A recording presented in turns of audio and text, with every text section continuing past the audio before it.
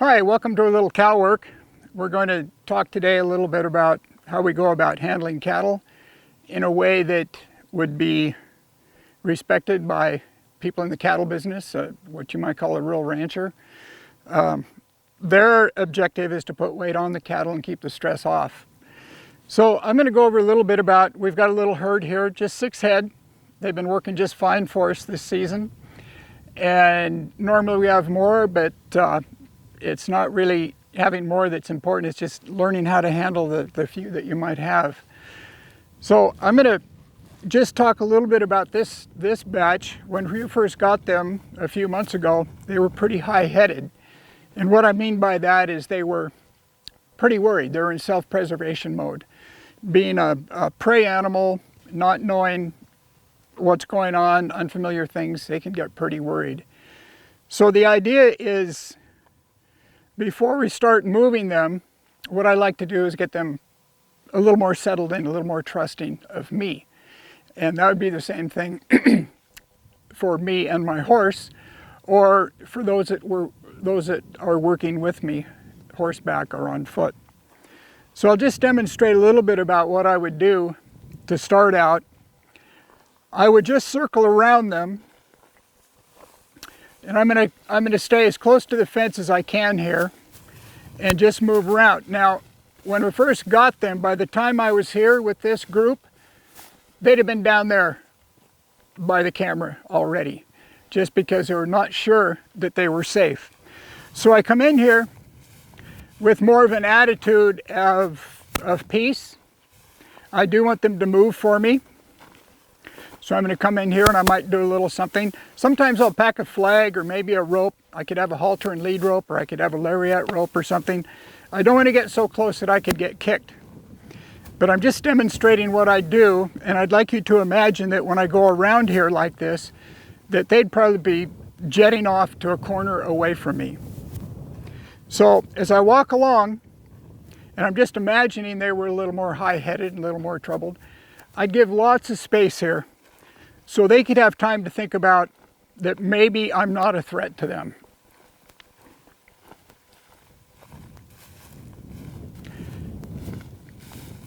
And you might walk around in here for a half hour. I've done that to get them to kind of gentle down. After a while, they'll kind of pick a spot and be okay there, as they appear to be now. So this is, I'm explaining what they were like in the beginning.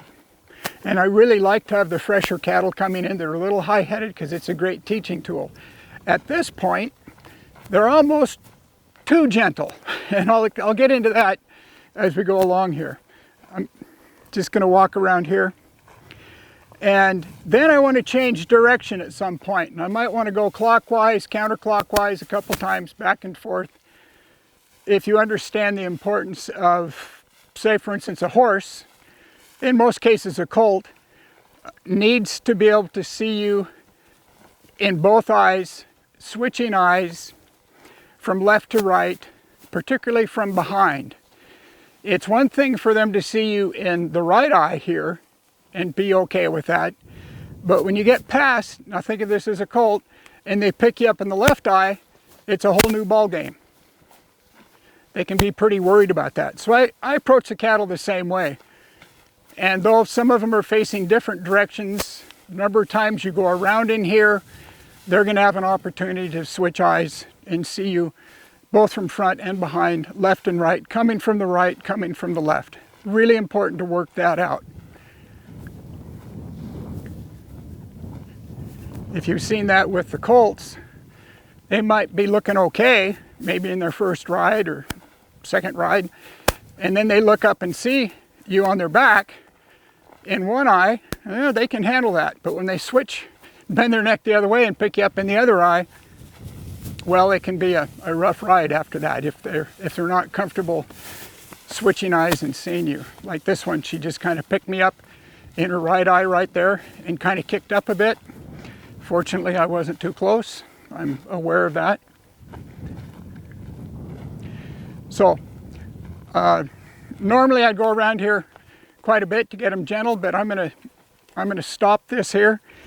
And what I'm doing here, going around them, not just getting them used to me, but I'm asking them to be in a bunch, or roe deer, where they're grouped together. Safety in numbers for the cattle. One being off by themselves is not going to feel as safe. So I want them to be bunched up in a group. If we do this horseback, it's a lot of fun. We can also play with our horsemanship when we're doing this. Backing up, changing direction correctly around cattle. And there are different ideas on that, but I'll go over what our thoughts are on that, what we like to do. This kind of what appears to be play energy here can be very troubling for your horse if they haven't seen it before. So it's always good to start from a distance with your horse so they can see and get used to that and realize that has nothing to do with them. But they don't know that in the beginning. They may think that it's something they did or something they need to be aware of. Our idea with working with the cattle like this and then horseback is to get your horse to be very confident about this and to get you confident. If you're a bit apprehensive, and most people are when they start out working cattle, we want to help you become very confident and not apprehensive, but to know what you're doing and to feel safe doing it. So that's a big part of what we do, building confidence and building a more trusting relationship between you and your horse. That's a great reason to have cattle, aside from being on your dinner plate one day. Poor guys. Okay, so I'm going to come around here. Now I'm going to go ahead and move around a little bit more. And if I want to drive them down towards you here, one of the things I can do, since it's just me, I can take the position of 2 horses, or even 3 horses, in this case it would be people, maybe on the ground, and I can move to my right and drive a little here, and I can move to my left. Cattle are going to be a lot more comfortable with action rather than someone just standing still staring at them. That can be a little more troubling for them. So this is the way I might herd them here. If I want them to come off to the left, I'm going to go over here like between this far one here on the right and the fence and come around here. I open this direction so they can go that way. I close the door here. No different than working with your horses.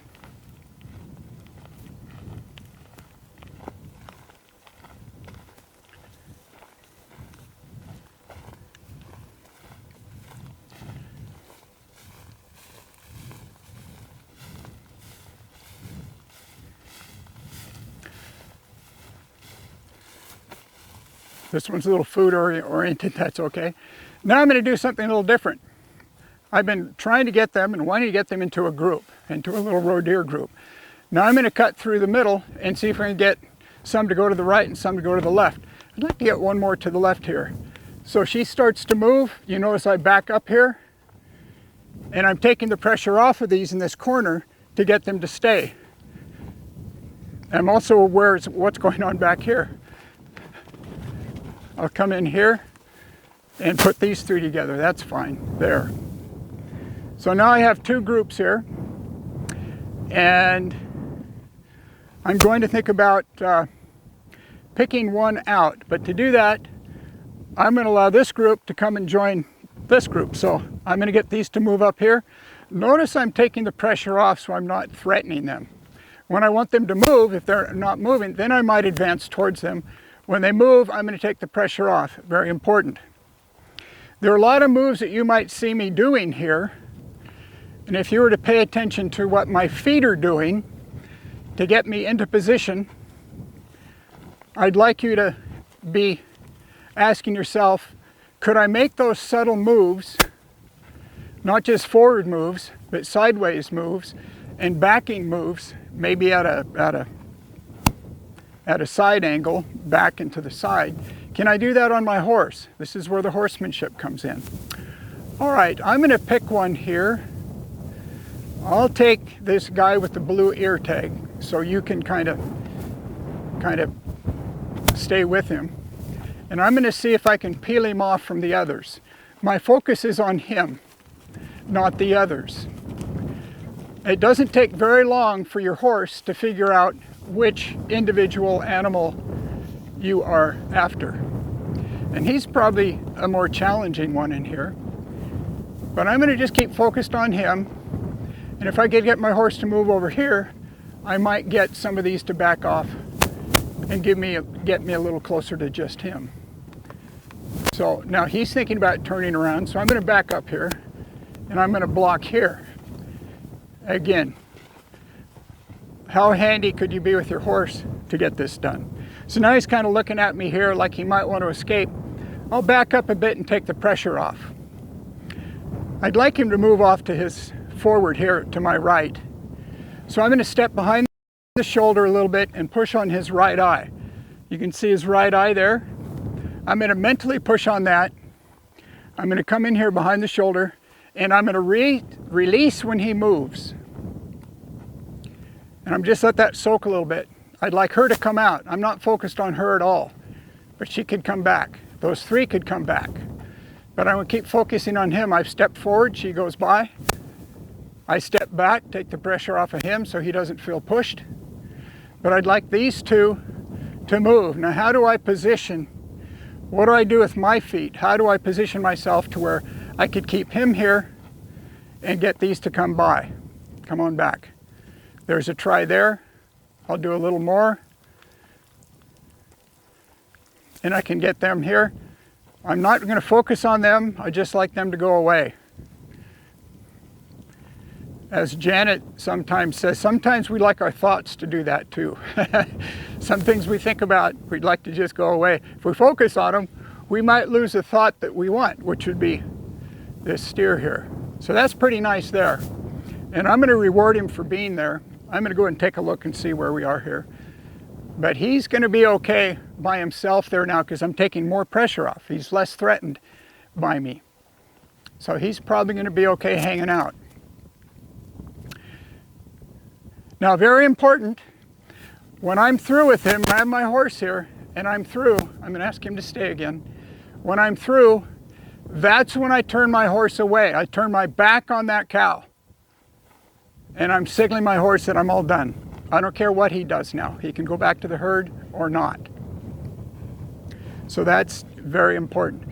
And when you're working cattle like this, and you're working your horse, and you've done your job, you would not go get him and put him back in the herd. You'd let somebody else do that. That's just working cattle sense there. And we'll go over some etiquette, ranch etiquette and things like that as we go along.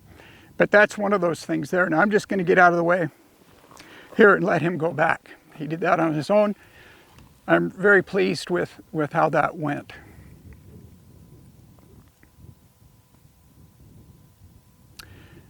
So I'm thinking I have an intention now of sending these cattle up this way. That's my first thing. Just like in my riding, I have an intention of what I want before I ask my horse to do it. And don't be surprised if your horse picks up on your intent. That's what we're after. Being able to get more out of doing less. So I'm going to think about sending the whole group up the fence, unstressed. I might have to do a little something to get them to move here. That's all right. I don't like to shout or yell or scream. I don't want to be making a bunch of noise. I don't mind a little air noise, like I'm doing here. You need to go too. I'll go push on this eye here, push on the shoulder, drive this one forward. Now, because they're pretty gentle, I'm not really getting a whole lot of action out of them. And if I had a flag or a rope, I'd probably use it now to get them to move out here a little bit more.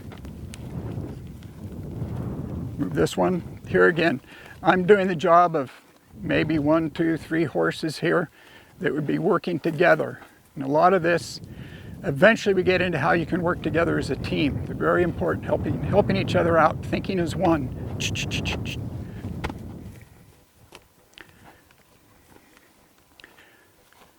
So I'm going to address this gentle cattle thing. When they get gentle like this, they also get curious. And it's not uncommon for one to come up and stick their nose, maybe right in your horse's tail or your horse's nose. And if your horse isn't confident, if your horse doesn't yet know that they're superior, and that they can move these cattle, which is our goal. That's one of the main things we teach. If your horse doesn't know that, your horse can be a little intimidated by that. So it's very important that you're able to send those cattle away. And you might have to do a little more than just something real quiet. I might come in here and get a little bigger here and get them to move.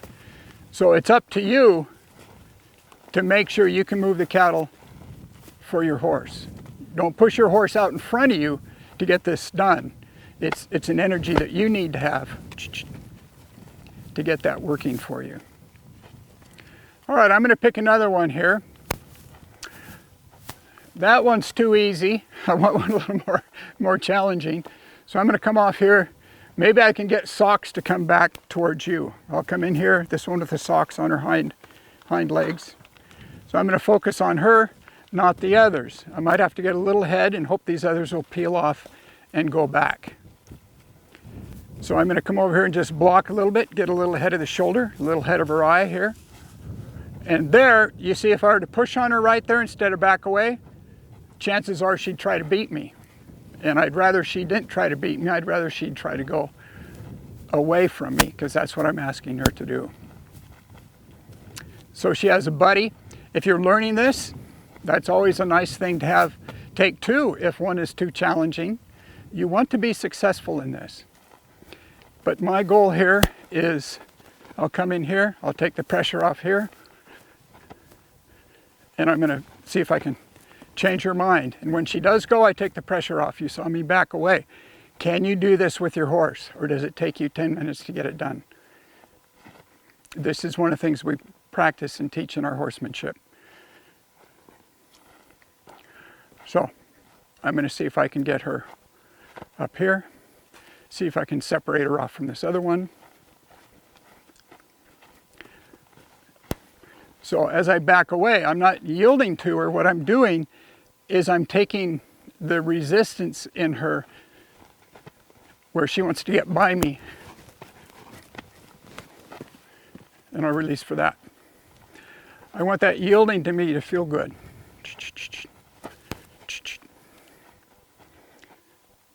So I'll keep my focus on her, and as this one walks away, I'm going to take the pressure off of her.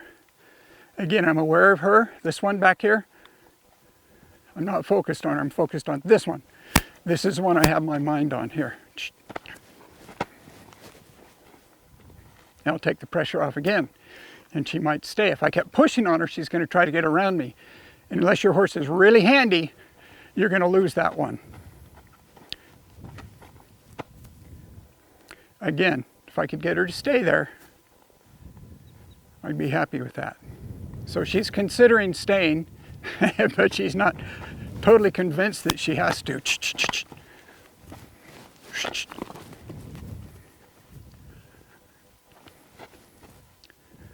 A flag might make my job a little easier if I had a rope or lead rope.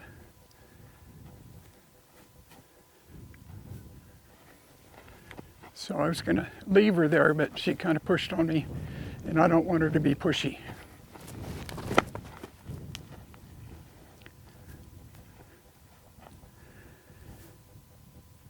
All right, I'm going to take that. So I'll turn my back on her, and come back to the other cattle.